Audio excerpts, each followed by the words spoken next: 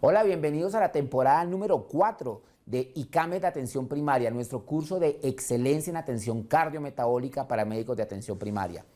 Y en esta temporada número 4 tenemos un invitado muy especial como en las temporadas anteriores. Tenemos al doctor Carlos Sánchez, internista, cardiólogo de la Fundación Santa Fe de Bogotá.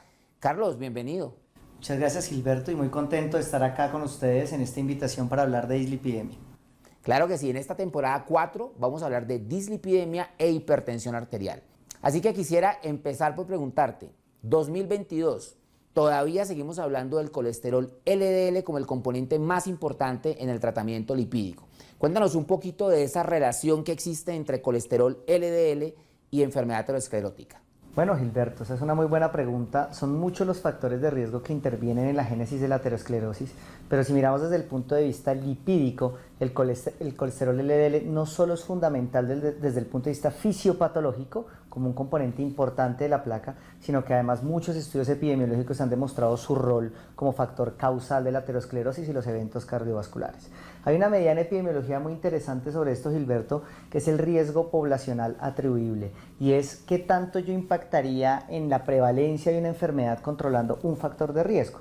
Y en el caso de la dislipidemia, llevando a los pacientes a metas de LDL, el impacto sería mayor al 40%, es decir, casi bajaríamos la prevalencia de enfermedad coronaria a la mitad en pacientes si alcanzamos las metas de LDL de acuerdo a los datos del estudio de Interheart. Ok, y precisamente todavía la piedra angular del tratamiento de la dislipidemia es precisamente el uso de terapia con estatinas. Vamos a hablar durante estos capítulos de la importancia de la terapia con estatinas, que es un punto fundamental porque creo yo que muchas veces los médicos de atención primaria temen un poquito la utilización de las estatinas. ¿Qué piensas al respecto? Bueno, Gilberto, ese tema es muy importante, ¿sí? Porque las estatinas son ese grupo farmacológico que ha sido desprestigiado, que se ha intentado desacreditar, del que se ha hablado muy mal, pero es un aliado fundamental en el control del riesgo cardiovascular. Tú sabes, Gilberto, que hay pacientes que tienen indicación de estatinas de alta intensidad, moderada intensidad, y que esta indicación depende del riesgo cardiovascular del paciente, ¿cierto? Entonces, el uso apropiado de las estatinas a la dosis correcta, seleccionando muy bien el paciente, pues va a permitir que obtengamos el máximo beneficio, que es reducción de eventos cardiovasculares, disminuyendo la intolerancia o disminuyendo los eventos adversos. Entonces, Gilberto, ahí la pregunta es, ¿cuáles son los grupos de pacientes que se benefician de recibir tratamiento con estatinas? Realmente, Carlos, existen 4 grupos de pacientes donde definitivamente todas las guías están de acuerdo en que estos pacientes se benefician de terapia con estatina. Número 1, los pacientes que tienen enfermedad aterosclerótica establecida. No importa si han tenido un evento agudo o no, o sea, no es solamente que el paciente se haya infartado. ¿Y si fue hace más de 10 años, Gilberto, por ejemplo? Exactamente igual. Si el paciente se infartó hace 10 años o si el paciente tiene enfermedad aterosclerótica que se diagnosticó de manera ambulatoria, digamos, el paciente no tuvo un evento coronario agudo, pero por ejemplo venía con dolor en el pecho, se le hizo una prueba de esfuerzo o un ecocardiograma de estrés positivo, le pedimos cateterismo cardíaco y tiene enfermedad coronaria, ese paciente exactamente igual clasifica dentro de este grupo de riesgo. Ahora, no es solamente enfermedad coronaria, si tiene enfermedad cerebrovascular o enfermedad arterial periférica, también hace parte de este primer grupo, donde todo el mundo está de acuerdo que se beneficia de terapia estatínica de alta intensidad, que es algo que vamos a ver en los próximos capítulos también. Entonces, primer grupo, enfermedad aterosclerótica establecida.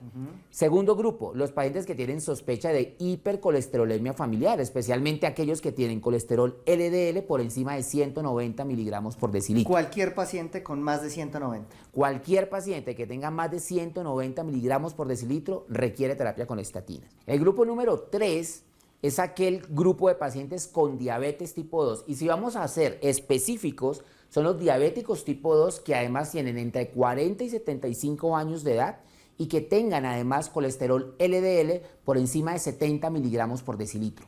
Entonces llevamos, número 1, los pacientes que tienen enfermedad aterosclerótica ya conocida. Número 2, los pacientes que tienen LDL por encima de 190. Número 3, los pacientes diabéticos tipo 2 que tengan entre 40 y 75 años de edad y LDL por encima de 70 miligramos por decilitro. Y número 4, es aquel paciente al cual yo le aplico una escala de estratificación de riesgo, un score de evaluación de riesgo, y considero que ese paciente tiene alto riesgo cardiovascular. Pero entonces ahí me surge una pregunta. ¿Cómo estratifico ese riesgo, Gilberto? Esa es la gran pregunta que tenemos porque todas estas escalas de valoración del riesgo cardiovascular, como Framingham, como SCORE 2, como la Pool Core Equation de los norteamericanos, son escalas que no han sido suficientemente validadas en población latinoamericana. Entonces es una gran pregunta de definir cuál es la mejor escala que deberíamos utilizar nosotros en Latinoamérica para evaluar el riesgo cardiovascular. Así que invitamos a todos nuestros amigos, Carlos, para que nos veamos en el capítulo número 2 de esta cuarta temporada de ICAMED, donde vamos a hablar de cuál es la mejor escala para utilizar en nuestra población latinoamericana para evaluar el riesgo cardiovascular. Ahí estaremos, Gilberto. Gracias.